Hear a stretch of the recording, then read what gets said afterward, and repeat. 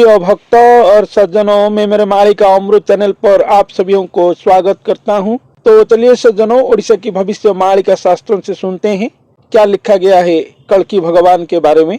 तो इससे पहले हम सुनेंगे हमारे ओडिशा की जो पंच सखा हैं, जो भगवान की अंश स्वरूप हैं, जो मनीषी गण हमारे ओडिशा में जन्म लिए थे, उनके बारे में भविष्य मालिका में क्या लिखा गया है। चलिए सुनते हैं। पहले अच्युत बोलिण कली जुगे नाम सुदामा सखा अटंती श्रीअंगरु जात कटिरु भकत सुणगो बारंग चेती मुखु जशवंत मृदु आंभे जात अक्ष मुलु बलराम राधांक हसरु जगन्नाथ दास बारंग हेतुरे घेन।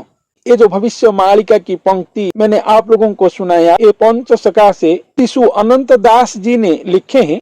तो यहाँ पर शिशु अनंत दास जी ने अपना प्रिय शिष्य बारंग को सुना रहे हैं।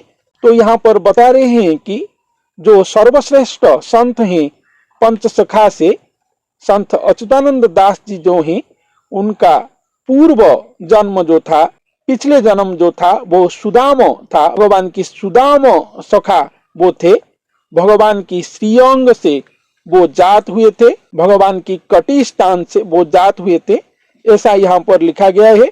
भगवान की श्रीमुख से संत जशवंत दास जी ने जन्म लिए थे। भगवान की हृदय से शिशु अनंत दास जी ने जात हुए थे और भगवान की वक्ष स्थल से संत बलराम दास जी ने जन्म लाभ किए थे और संत जगन्नाथ दास जी ने माँ राधा की हास्य से जन्म लाभ किए थे। ऐसा हमारे ओडिशा की पंच महंत और पंच सखा कलियुग में जन्म लाभ किए थे, ऐसा यहाँ पर बताया गया है। इस पंच सखा और पंच महंत ने भगवान की अति प्रियतम थे, इसलिए स्वयं भगवान इस पंच सखा को अपने गहन गुप्त श्रीमुख वाणी को दिए हैं, जिसको इस पंच सखा ने भविष्य मालिका में रूपांतरित किए हैं और लिखे हैं। जहाँ पर भगवान की सवाशेष अवतार जो आएंगे, जो कल्कि अवतार है, इसके बारे में बहुत सारे भविष्यवाणी लिखे हैं अपना भविष्य मालिका में। तो पंच सखा भगवान की अंश हैं, जो 500-700 साल पहले ही हमारे ओडिशा में जन्म लिए थे। वो भगवान की अंश से कहाँ कहाँ पर भगवान की स्थान से, भगवान की अंग स्थान से जन्म लिए थे, यहाँ पर बताया गया है। हरिबोल हुड़हुड़ी शबदरे कंपुथिब त्रिभुवन हरि अर्जुन विजय करिथिबे ब्रह्मा आदि हनुमान जे हेब कलंकी परीक्षा सर्व धर्म हेब तही रक्षा क्षय जीव घट थिब मोर घट वृद्ध अंग जुबा हेब कहे जशवंत अज्ञान पामर एकाक्षर हृदय भाव कर। तो संत जशवंत दास जी ने यहाँ पर लिखे हैं कि कलियुग की अंतिम समय पर जब धरती धाम पर स्वयं भगवान आकर मनुष्य स्वरूप में विजय होंगे और यहाँ पर पदार्पण करेंगे, तब कल्कि भगवान की परीक्षा होगा, कलंक की परीक्षा होगा, ऐसा यहाँ पर बताया गया है। कलंक की परीक्षा और कल्कि भगवान जब परीक्षा लेंगे, सर्वधर्म रक्षा होगा, ऐसा यहाँ पर बताया गया है। तो इस लीलाखेला में महादेवता ब्रह्मा, भक्त श्रेष्ठ हनुमान आदि रहे होंगे। हरि अर्जुन, त्रेता युग की भक्त श्रेष्ठ अर्जुन भी रहे होंगे, भगवान के साथ में रहे होंगे। भगवान जिस महापुरुष के अंग में आए होंगे, वो साधना करके वृद्ध हो गए होंगे और उनका जो वृद्ध अंग है वो नव्य नूतन होगा और जुबा अंग होगा, ऐसा यहाँ पर भी बताया गया है। संत जशवंत दास जी ने यहाँ पर अति सुंदर भाव में वर्णन किए हैं कि वृद्ध अंग जुबा होगा, महापुरुष की वृद्ध अंग जुबा होगा और यौवन प्राप्त होगा। जैसे हम लोग शास्त्र पुराण में पढ़े हैं, च्यवन महर्षि जो थे, वो अपना साधना समाप्त करने के बाद वो उनका जो वृद्ध शरीर जुबा हो गया था। ऐसे भगवान को पाने के लिए वो महापुरुष और वो गुरु जो साधना महासाधना आदि करे होंगे, इसकी प्रभाव से उनका शरीर वृद्ध हो गया होगा, लेकिन साधना उनका महासाधना की महासमाप्ति होने पर स्वयं भगवान की नव यौवन जुबा कलेवर और नित्य यौवन शरीर वो महापुरुष के अंग में दिखाई देगा, जो भगवान की नव्य नूतन और नव कलेवर होगा। वही कल की अवतार होंगे, मनुष्य शरीर होंगे, भगवान की मनुष्य कलेवर होंगे, ऐसा यहाँ पर बताया गया है। और ये जो बात जब हो रहा होगा धरती धाम पर, हरि बोलो हुड़हुड़ी शब्द जो होता है, हमारे माँगण जो हुड़हुड़ी शब्द करते हैं और भक्तजन जो हरिबोल शब्द देते हैं, इस शब्द पर त्रिभुवन प्रकंपित होगा, ऐसा यहाँ पर बताया गया है।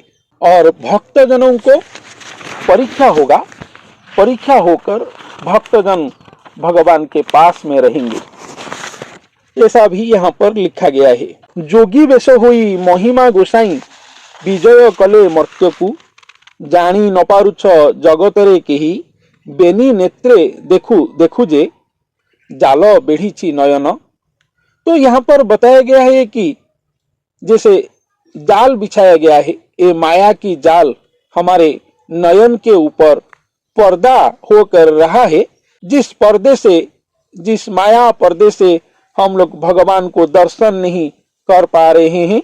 स्वयं भगवान जोगी वेश में वो महिमा गोसाई जो है यहाँ पर मर्त्य धाम पर विजय किए हैं, सारा जगत जन नेत्र में देख करके भी उनको जान नहीं पा रहे हैं, पहचान नहीं पा रहे हैं, ऐसा यहाँ पर बताया गया है। जम्बूदीप मध्य सार ए भारत भूई कलिशे से खंड खंड होइथिबे रही सबु खंड मान मिसी अखंडित हेब जगन्नाथ धर्म एका महिरे रहिब।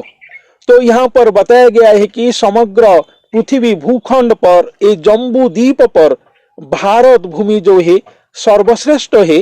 कलियुग की अंतिम समय पर जब भगवान आएंगे, भारत की जो खंड खंड भूखंड है, जहां जहां पर रहा होगा वो सब इकट्ठा होगा और एक होगा और पुनर्भारत गठन होगा। सबु खंड मान मिसी अखंडित हेब, सर्व खंड जो हो गया है वो मिलन होकर अखंडित होगा और अखंड भारत गठन होगा। जगन्नाथ धर्म एका महिरे रहिब। भगवान जगन्नाथ जी की जो धर्म है वही धर्म ही मही पर रहेगा। स्वयं भगवान जगन्नाथ जी मनुष्य स्वरूप में नव कलेवर धारण करके धरती धाम पर आएंगे। तो गुरु की और महापुरुष की वृद्ध अंग जुबा होगा और जम्बूद्वीप में भारत की जितने भी भूखंड खंड विखंडित हो गया है, सर्व खंड एकत्रित होगा और मिलन होकर अखंडित भारत वर्ष गठन होगा। और यहाँ पर जम्बूद्वीप में भारत भूखंड में जगन्नाथ धर्म प्रचारित प्रसारित होगा और महिमा विख्यात होगा। इस महिमंडल पर एका जगन्नाथ धर्म ही रहेगा, ऐसा यहाँ पर लिखा गया है।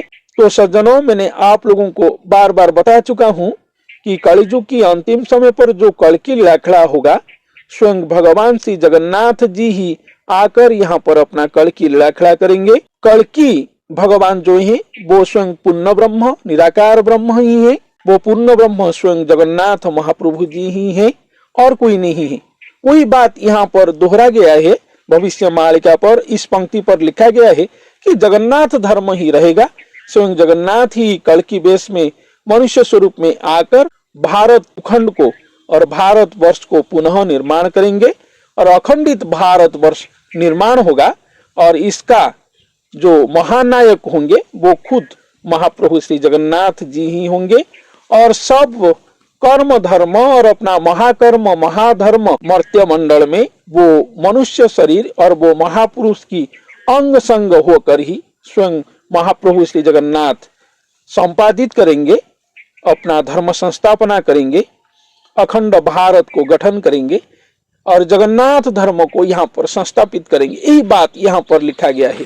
तो सज्जनों, आज के लिए इतना ही। धन्यवाद।